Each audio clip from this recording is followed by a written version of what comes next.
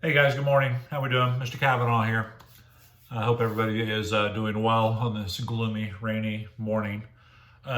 Quick, before I get going, I'm kind of messing around with Padlet as you saw.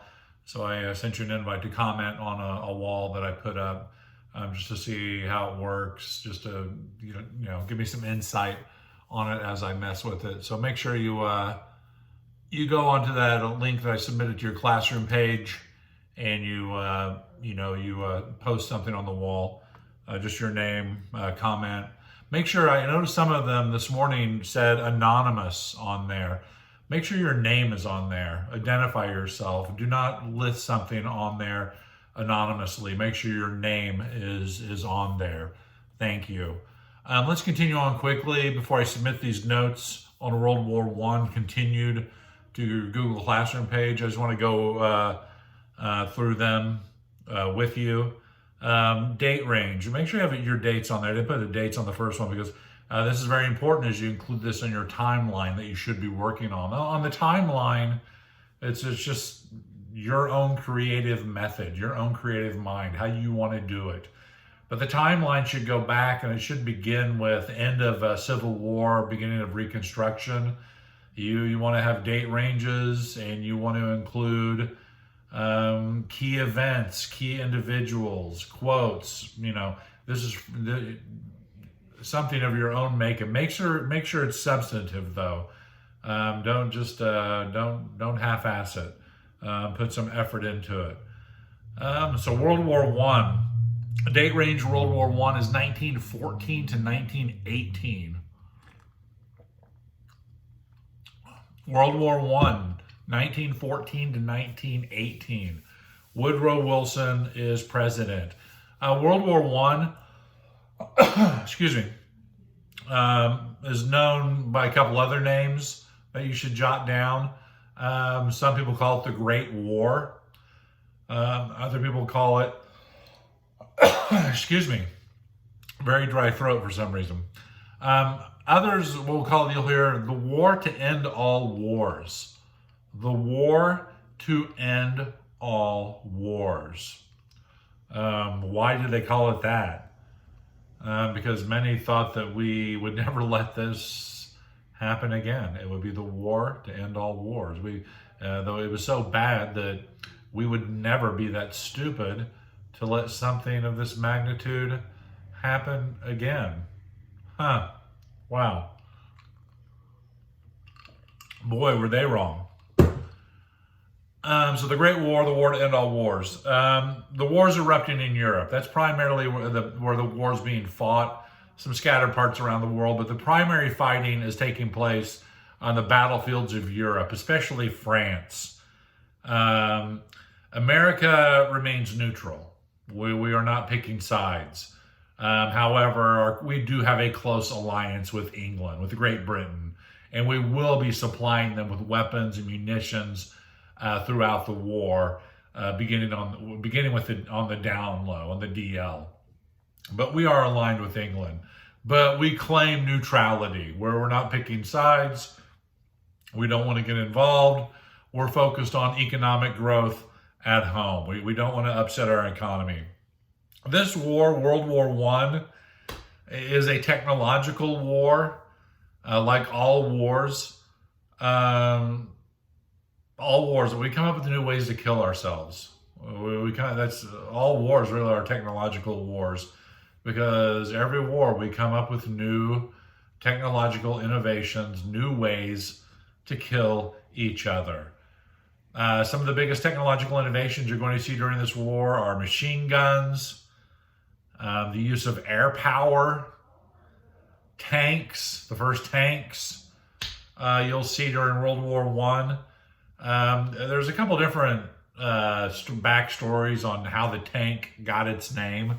I kind of go with the story out of England, that when these guys saw the first tank, they thought it was a water tank to store water.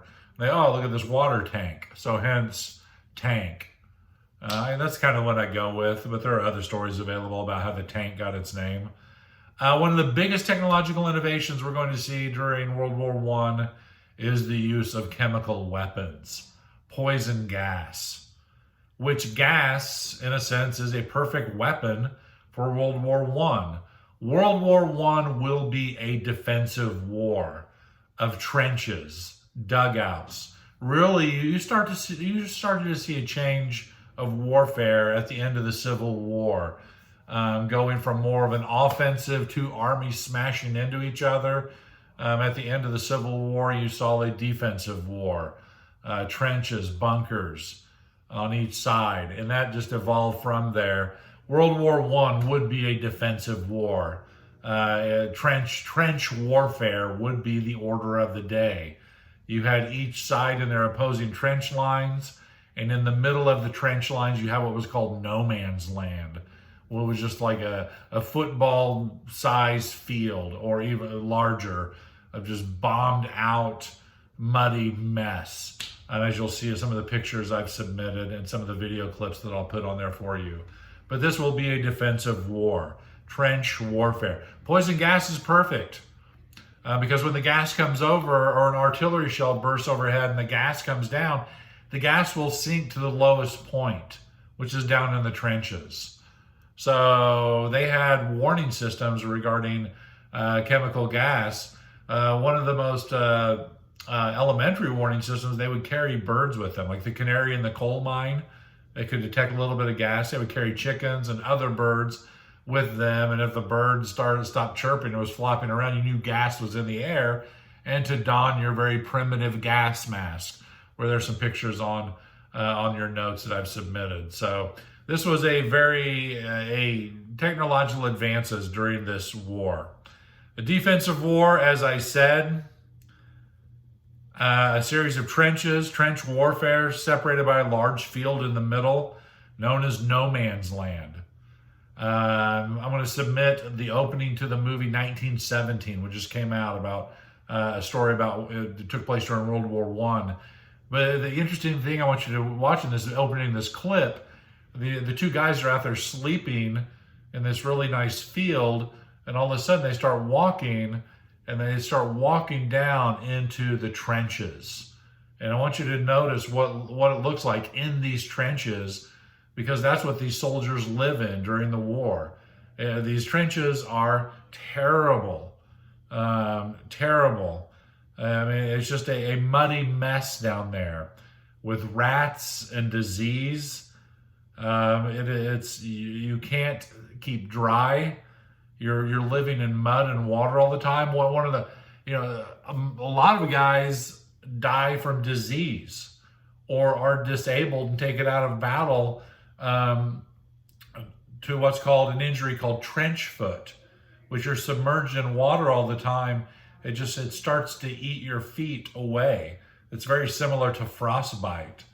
So living in these trenches is horrific. It is not CYO camp, I assure you. Boredom is the order of the day. You go from periods of complete terror or minutes of complete terror to hours of boredom. When you plan to attack, they called it going over the top.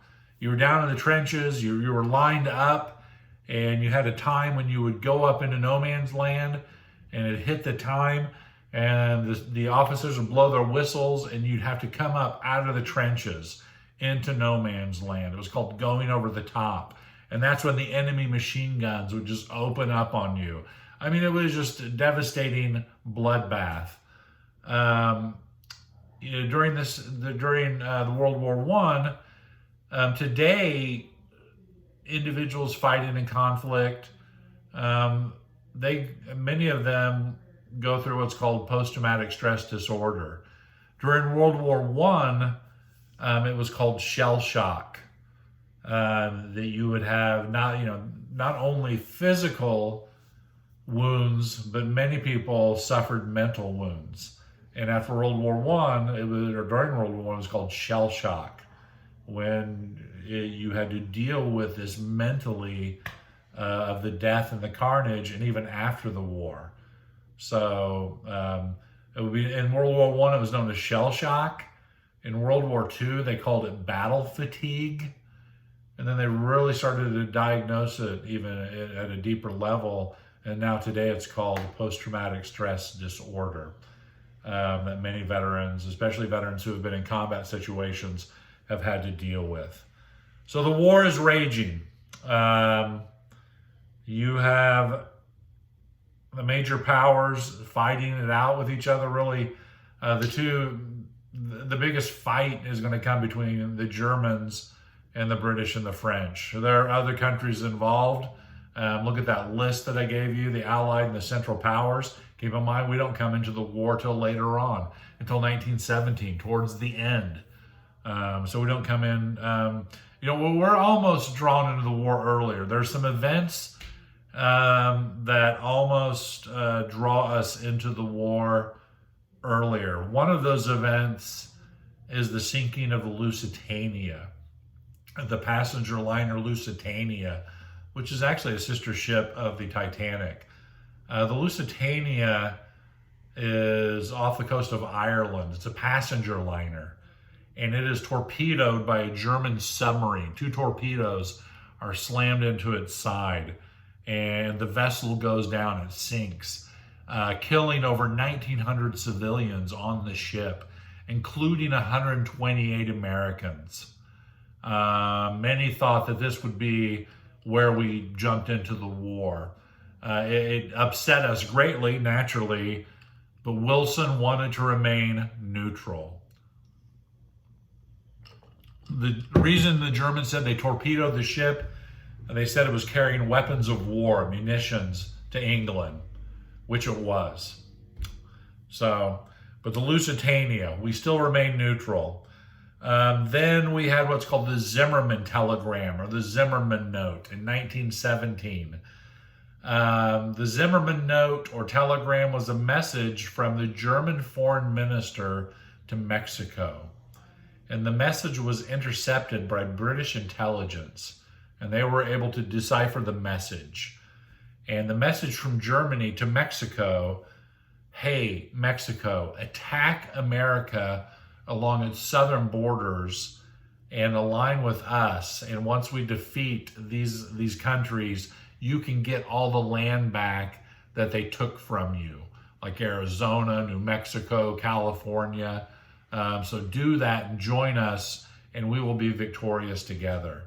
So England had this memo, and they took it to Wilson and said, look, here, this is an act of war by Germany. You really need to get involved in the war. Even after the Zimmerman Telegram, Wilson, he still wanted to remain neutral, even though we started to build up our military and train our troops. He knew it was coming, but he still pushed for neutrality. Germany continues to torpedo our ships, our merchant vessels. And finally, we're on the brink of war. But before we get to us joining the war, there is upheaval in Russia. Keep in mind, Russia is one of the Allied powers. Germany wants to try to get Russia out of the war. So what Germany does is they finance a Russian dissident, a radical who's been kicked out of Russia, who's been living in exile, and his name is Vladimir Lenin. And they support Lenin coming back to Russia. And Lenin is going to spark what becomes known as the Russian Revolution. There's a series of Russian revolutions, but this is known as the October Revolution. That's going to begin in March 8, 1917 and go through 1923. So this revolution is the turning point in Russian history. And you have a civil war, the Bolsheviks, the Reds versus the Whites, the Bolsheviks, the Reds representing the workers, the revolutionaries, the Whites, they're on side of the elite, the aristocracy led by, at the time, the rulers of Russia known as czars. Czars mean king. The czar at the time, as some of you know, is Tsar Nicholas II, the Romanov family. When the Bolsheviks under Lenin come to power, they take the family out and they execute them, including the Tsar Nicholas II. And then you have the story, which many of you are familiar with, of Anastasia and all that, and hence and hence. But while World War I is raging, Russia goes through a revolution. With the Bolsheviks being successful and Vladimir Lenin now the new leader of Russia. They aren't Russia anymore. They go through a name change. And now they are known as the USSR, Union of Soviet Socialist Republic, or for short, just the Soviet Union, led by Vladimir Lenin. I have a picture on your notes. It's a picture of a political poster of Lenin surrounded by the new Soviet flag, which is red, which is the symbol of revolution. And then in the upper corner, you have the hammer and the sickle, which are symbols of the workers. So now this is going to be a socialist country trying to obtain communistic status. Everybody is equal. They are all comrades. So that's when, during the World War I in 1917, that's when Russia becomes the Soviet Union under Vladimir Lenin. They're today no longer the Soviet Union. The Soviet Union collapsed, and now they are back to being Russia, or the Russian Federation under Putin. So remember that. That is in your notes as well. So Russia's out. It was under the agreement with the Germans helping Lenin that Lenin would pull Russia out of the war, which he did. Tensions are still high between us and Germany. German submarines or U-boats, underwater boats, keep sinking our ships. And finally, March 1917, in one day, German submarines sink 4 of our merchant vessels. Merchant ships are ships that carry supplies to different countries, trade goods. And Germany sank 4 of those ships in one day, late March 1917. 4 days later, Wilson's had enough. Wilson goes to Congress. They give Wilson a declaration of war against Germany. And Germany really being the key instigator in the Central Powers following the assassination of Archduke Franz Ferdinand. So our military that we're going to send to France is known as the American Expeditionary Force, the AEF. That is in your notes. Have that down. Under the command of General Black Jack Pershing. These are the guys we're going to be sending to France to fight in the war. Their nickname is the Doughboys. They're called the Doughboys. The reason they're called the Doughboys, a funny story just popped into my head, which I used to tell old classes, but I'm not going to bore you with it. But there's no actual story about why they're called. Well, there are a few actual stories. Check that. The story I subscribe to is when American forces arrived in France, when they had all their gear on, all their uniforms, they used to wear these big overcoats that had these large buttons up the front. And some of the French people thought they looked like pastries. And so they said, hey, these doughboys, look at these doughboys. So that was the nickname of the American soldier going to fight in France, the Doughboys. So the American Expeditionary Force, the AEF, under the command of General Black Jack Pershing, they will land in France. So I have some pictures on the notes for you of the American forces, a picture of Pershing. There's also a picture of one of my favorite units from World War I, the Harlem Hellfighters. And these were units of all black soldiers that fought with great distinction and bravery in World War II. They were highly decorated American soldiers during World War I. These units made up of all African American soldiers, known as the Harlem Hellfighters. There's some great reading on them. You should check it out. So On June 26, 1917, the first elements of approximately 14,000 American troops arrived in France. This will really be the turning point in a stalled conflict, as the Americans, which are well supplied, well armed, they will come in, and some people credit them with turning the tide of the war, depending on how you talk to, or who you talk to. But then the war will start to shift in the Allies' favor, as the Central Powers under Germany, they make some last big ditch efforts, some offensives, but they fall short. And finally, both sides have had enough, and an armistice is called for. An armistice is called for in 1918.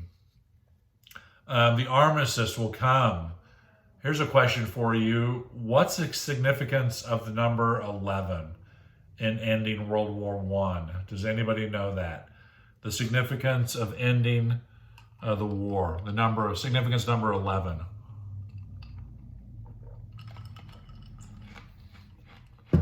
What's an armistice? An armistice is like a long time out. An armistice is an extended stoppage of fighting.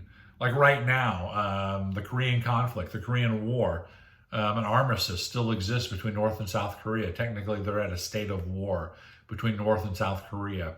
That's why we have thousands of troops, American troops, stationed in South Korea to help defend South Korea from the North.